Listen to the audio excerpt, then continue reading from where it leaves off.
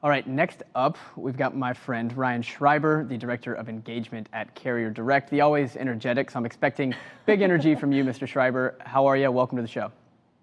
Well, it's a little bit early for me. I'm not really a morning person, but I appreciate it. Thanks for having me. Also, I've been angling to get one of these jackets you've got, these North Face jackets. So, like, I might need to talk to Haley about getting one of those with my F3 ticket because I've been trying to get that since FreightWaves Live in Chicago. You know, Ryan, I need one too. I'm on air here and I need a jacket. It's cold in the studio. Yeah, they look great. They look really good. Yeah, Haley is your go-to, though. I think she is the connector around here, as I call her. Pick up the phone. All right, Ryan, let's talk a little bit about your recent op-ed. You posted one to FreightWaves, I believe, last week, talking about how Silicon Valley is influencing the freight industry. Talk to me about what you wrote. Yeah, it's a little bit of an unpopular sort of take in this industry, right? I mean, we do have a lot of folks in this industry who are sort of old school thinking, and that's obviously a normal talk track. But as an industry, we've also stagnated. We've failed to move forward largely over the last, 30 years, really, since the mid 90s when TMSs started to kind of come on the scene and do more things.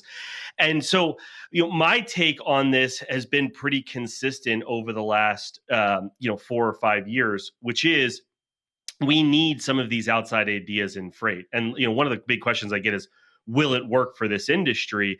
And the answer is it's worked for every other industry. And so really at the end of the day, I'm not here arguing that Uber Freight is doing all the right stuff for an op-ed that I wrote last year. I'm not here saying that Redwood is doing all of the right stuff with this op-ed I wrote about El Paso.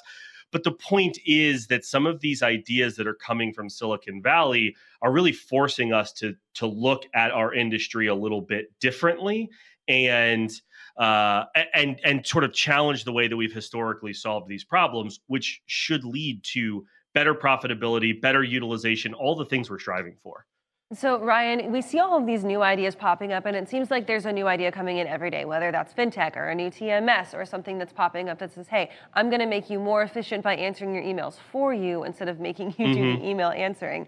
If you're a company who maybe hasn't advanced in the last 10, 15, 20 years, you're kind of stuck in these old ways, you're kind of sheltering yourself. It can be kind of intimidating to sift through all of these products and say, hey, how do I find the one that works for me? What does it take for those companies? What type of talent, what type of, drive do they need to have to kind of figure out what is going to work for them? Is it more just trial and error, or is there a place where they should start and where they should eventually end up? That's probably the question that I get the most is like, where do we start with all of this technology? I actually point to US Express and Variant as a really good example of this. I mean, talk about US Express, sort of known as one of sort of the most sort of legacy companies in a lot of their thinking. And so what US Express did with Variant was carved out a little bit of a niche. And they said, let's test this idea safely over here. We don't have to bet the farm on everything. And I think that's one of the things that gets missed a lot as companies, regardless of their size, regardless of their funding situation, right? And regardless of their risk profile, whether you're an early adopter or a little bit of a laggard, there's a way to dip your toe in and try improvement without betting the farm. So the first place to start is really understand who you are and what your risk tolerance is as an organization. And then it is a little bit of trial and error.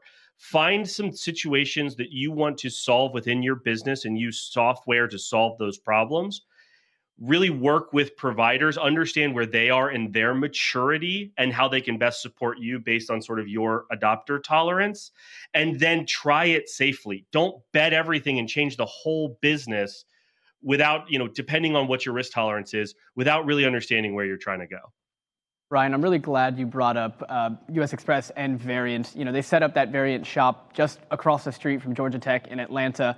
One of the things that this industry has is it is kind of looked at as a legacy industry. I think we do have trouble attracting the tech talent that fintech and other industries in Silicon Valley do. So I think that's a great way to do it. Put yourself right across from one of the best technology schools in the South. Totally. But how else can we do, and attract more talent, more tech talent to this industry away from fintech, away from Silicon Valley, away from New York?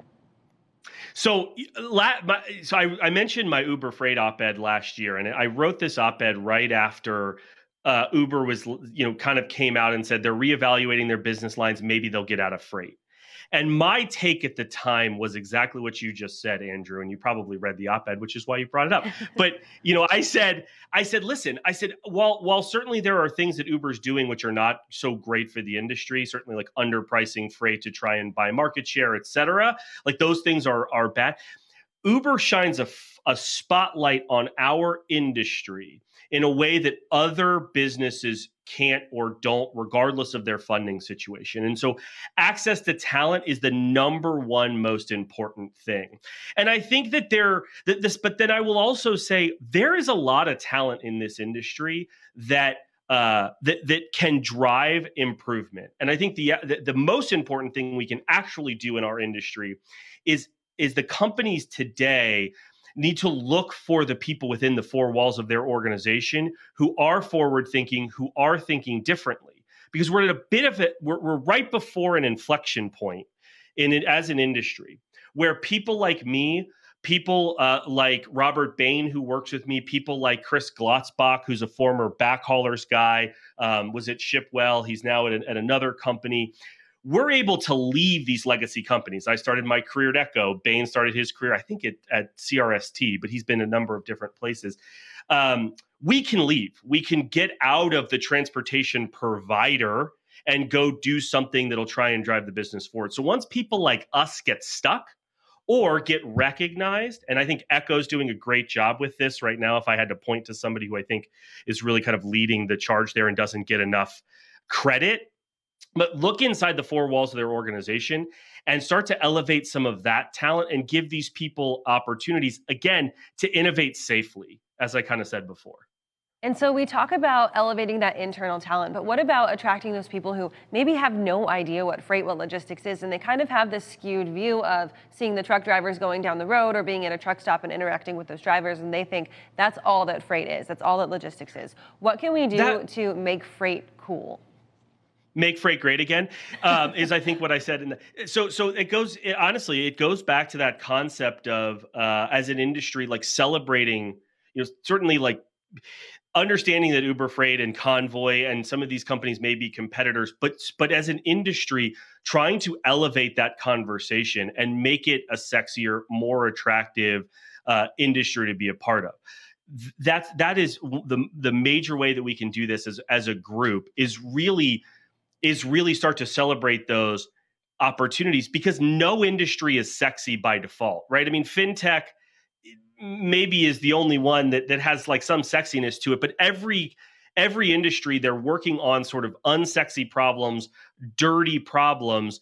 We have plenty of those. And so it's just about, as an industry, showing that we're bought in and that there are opportunities for adoption in our industry.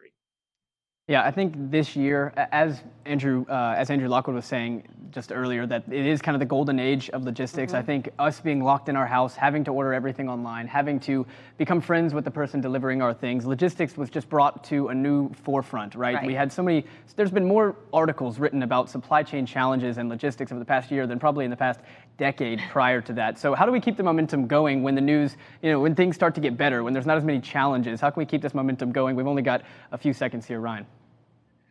How do we keep this momentum going? Man, that's a great question. I think that's actually more of a media question, so we should ask Craig that. I think it just continue to highlight and surface the ways in which our industry is changing and doing things differently, and also the problems. Driver utilization, driver turnover, how terrible of a job being a truck driver really is, and the opportunities to make that life better will shine that light on our industry and really help folks kind of keep focus on it.